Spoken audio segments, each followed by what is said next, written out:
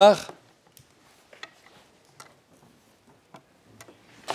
la parasha de Beshalach, il y a deux points que Rav Etzraim fait remarquer. Le premier point, c'était quand les Bnei Israël, après le passage de la mer Rouge, Kadosh Baruch Hu les a emmenés dans le désert. On a chanté la Shira extraordinaire, Rata Shifra Layam, était arrivé à un niveau de Ruach HaKodesh extraordinaire. Et après, Kadosh Baruch Hu les a fait marcher 3 jours dans le désert, pas une goutte d'eau. Alors, on a soif. Et ils sont arrivés à Mara. Mais ils ne pouvaient pas boire cette eau là-bas, qui marimait de l'eau très amère, car Mara s'appelait Mara au nom de cette eau amère. Il y a une grande manif, Moshe Rabbeinu. Ça, il doit traverser la mer Rouge, on marche dans le désert, on te suit, fait 3 jours, ils n'ont pas protesté tout de suite. Mais 3 jours sans manger, sans boire, ni les hommes, ni les femmes, ni les enfants, ni les moutons, ni les ânes, ni les vaches qu'ils avaient avec eux, eh bien, où on va comme ça? 3 jours, ils n'ont rien dit.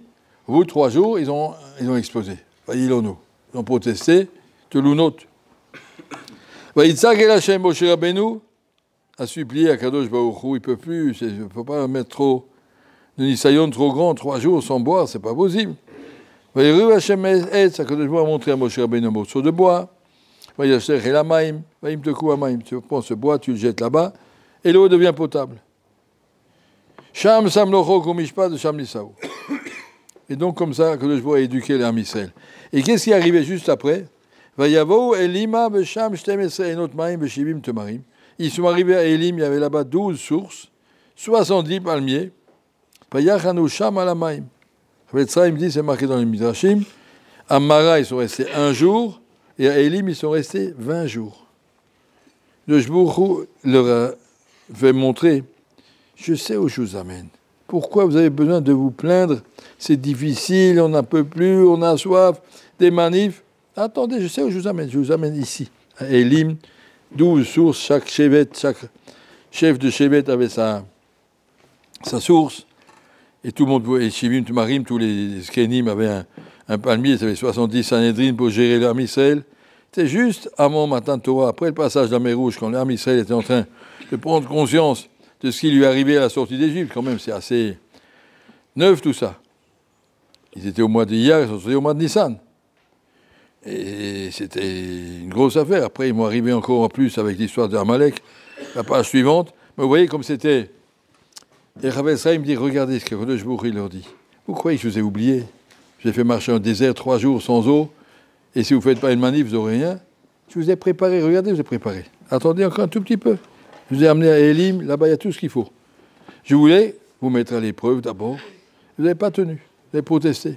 Un juif doit savoir, comme ça dit Rav Etzraim, que Kadosh Baruch Hu, il n'oublie pas, il sait où tu es. Tu peux lui demander, mais tu ne peux pas te plaindre. Vaïlonu. Lama shachartani. Il m'a pas oublié, j'ai oublié personne. Tu peux dire à Kadosh Baruch Hu, aie pitié de nous, aide-nous, on n'a pas de force, mais pas vaïlonu, pas se plaindre. Un juif ne doit pas se plaindre. Se plaindre, ça veut dire protester sur Kadosh Baruch Hu qui ne sait pas ce qu'il fait, Khalila. Ça ne va pas. Laisse-moi faire. Je t'ai amené tout le passage de la mer Rouge, tu as tout vu, tout ce qui s'est passé. Toutes les diplettes, tu as vu des choses extraordinaires.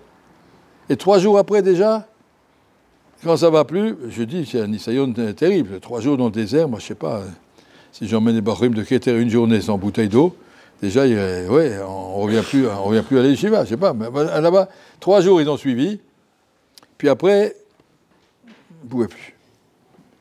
Rav Etzraim me dit, fais confiance à Kadosh Baruch Hu, il t'a dit, c'est moi qui t'amène jusqu'ici. Tu n'as pas oublié.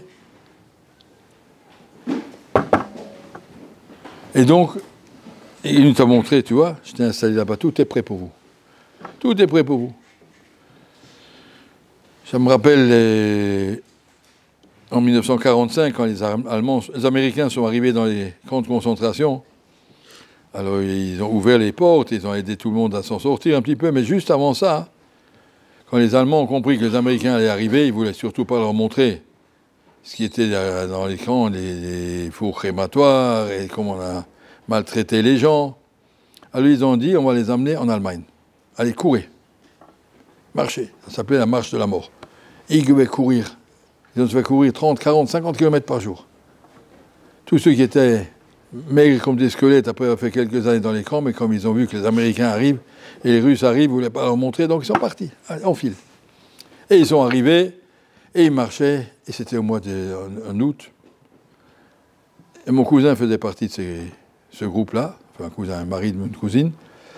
Et puis, il raconte qu'ils sont arrivés le soir, les Allemands disent « Stop, on dort ici. » Ils n'avaient rien mangé, rien bu. C'était chaud, c'était Tisha B'Av. Toute la journée, on n'avait rien bu, il n'y avait rien. On arrive le soir, couchez-vous la main. On est allé voir le rabbi, il y avait là-bas avec eux le Admor Klausenburg, Admor Mitzanz. Ils ont dit, Rebbe, on n'en peut plus, on n'en peut plus, on va mourir de soif. Il dit, Hachem ne nous a pas sortis des camps pour mourir ici. Si vous voulez qu'on meure, on serait mort là-bas. Hachem nous a sortis de là-bas pour vivre. Chacun creuse en dessous de sa place, avec la main, il y a de l'eau. Il a dit, on a creusé, chacun avec sa main, puis il y avait une source, il y avait de l'eau. Chacun a bu comme ça avec la main. Il m'a raconté, il a dit, j'étais à côté d'un officier allemand, qui a dit en allemand, moi, mon cousin, il m'a dit, moi je savais l'allemand, j'ai compris ce qu'il a dit. Avec des gens comme ça, on n'arrivera jamais, comme ça il a répondu. Quand il a vu la Kedusha, d'où ça venait ça? C'est bitachon, tu vois, Akadosh Baruch Hu t'a amené, il t'a pas oublié. Il sait que t'as soif, mais ça m'a étonné de l'eau, il n'y a pas de supermarket avec des bouteilles d'eau, ils n'avaient pas d'argent, ils étaient des pauvres prisonniers, squelettiques, en pyjama, les miskanim. Ben, il y a de l'eau, il y a de l'eau, il y a de l'eau. Alors, creusez, il y en a. T'es tellement sûr qu'Akadosh Baruch Hu oublie personne. Ça, c'est le contraire de cette darka qui s'appelle Vaïlonou. Vaïlonou veut dire on se plaint pas. On peut prier, on peut demander, on peut supplier, mais pas se plaindre. Et Rav Sraim dit, ça c'est un enseignement très rachou, pour toute la vie, en vérité. Et une deuxième chose qu'il Rav Sraim dit au début de la paracha, du même sujet plus ou moins. Que ne voulait pas qu'on passe par le pays des Plishtim, parce que le pays des Plishtim, c'est vrai que c'était beaucoup plus facile pour aller, si tu regardes la carte. Pour aller d'Égypte en Eretz Israël, tu longes la côte, et tu traverses la presqu'île du Sinaï, tu arrives à Aza, tu arrives à Ashdod, à Ashkelon, et tu arrives déjà à Keter Shlomo. Il y a pas, oui, c'est pas très compliqué. Alors que là, il a dû faire tout un désert, un détour. Il les a emmenés par un grand détour. Finalement, ce détour a duré 40 ans, même si ce n'était pas prévu au début que c'est 40 ans. Ce n'était pas programmé, mais c'était quand même un grand détour. Yassev, il a fait un détour. Et après ça, il me dit, pourquoi Hachem a fait un détour? Qu'est-ce qui est marqué dans le Passouk? Qui karov vous? Je ne veux pas qu'il fasse le territoire des Plishtim, parce que les Plishtim, ils ont plus ou moins aussi les mêmes comportements que les Égyptiens. Aller dans une viva, aller dans un milieu qui est contraire à la Torah, ça ne lui fera pas du temps. Ça ne lui fera pas du bien. Je ne suis pas sorti d'Égypte pour qu'il retourne de nouveau dans la même Touma chez les Plishtim. Alors on va aller dans le désert. Oui, mais dans le désert, qu'est-ce qu'on va faire? Rien à manger, rien à boire. De je vous dis, je m'occuperai personnellement, j'en ai à manger, à boire.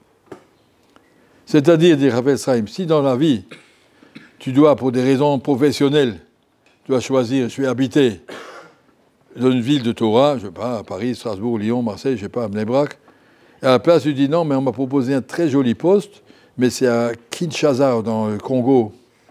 Mais une grande place, je suis directeur de banque là-bas, je peux faire vraiment nourrir mes enfants et ma famille et tout, avec beaucoup de largesse. Il me dit, rappelle-toi ce passouk, que je vous dis, ne va pas là où tu n'as pas la suiva qu'il te faut. C'est pas là-bas que tu auras ce qu'il te faut, tu n'auras pas de chavouta, pas de minyan, pas de tfila, pas de cheder, pas d'école. Qu'est-ce que tu fais? Pour l'argent, Kadosh Baruch Hu, il t'amène au milieu du désert, et tu trouveras de l'argent. Kadosh Baruch Hu, il n'oublie personne. Dans la mesure où on vit avec cette émouna, je sais qu'Akadosh Baruch Hu, il sait où je suis.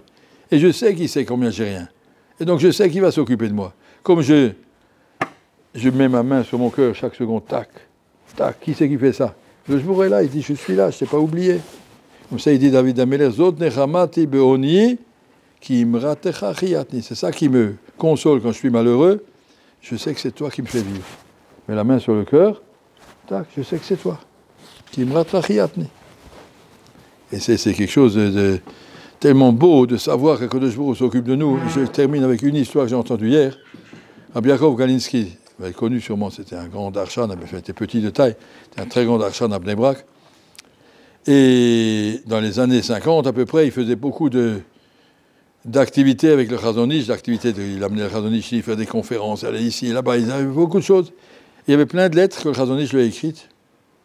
Et une fois, le Chazon Ish lui a écrit une lettre, et c'était marqué sur la lettre, il dit Didi Rabbi Yaakov, à mon ami Rabbi Yaakov. Cette lettre, il a gardée.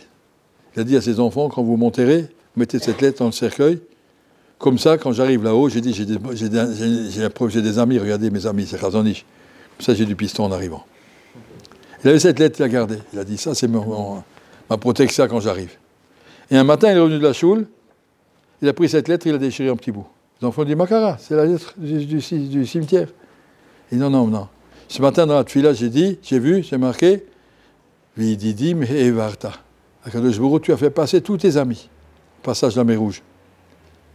Alors, Akadosh Baruch Hu dit, nous sommes ses amis. Je n'ai pas besoin d'être ami du Chazon Ish. Je suis l'ami d'Akadosh Baruch Hu. Je ne vais pas me présenter là-haut. J'ai un ami qui c'est Chazon Ish. Tu es l'ami d'Akadosh Baruch Hu. Directement, Vididim et Varta. C'est un homme pour conscience, Akadosh Baruch Hu. Il nous considère comme ses amis, ses proches. Qu'est-ce que tu t'angoisses? Qu'est-ce que tu t'inquiètes? Laisse-le faire. Si on vit avec cette émouna claire, Hachem, t'oublie pas. Il te donnera ce qu'il te faut au moment où tu as besoin. Alors, même s'il faut passer par le désert, mais c'est ça qu'Akadosh Baruch Hu a choisi, je m'occuperai de toi dans le désert. Kenny Ratson.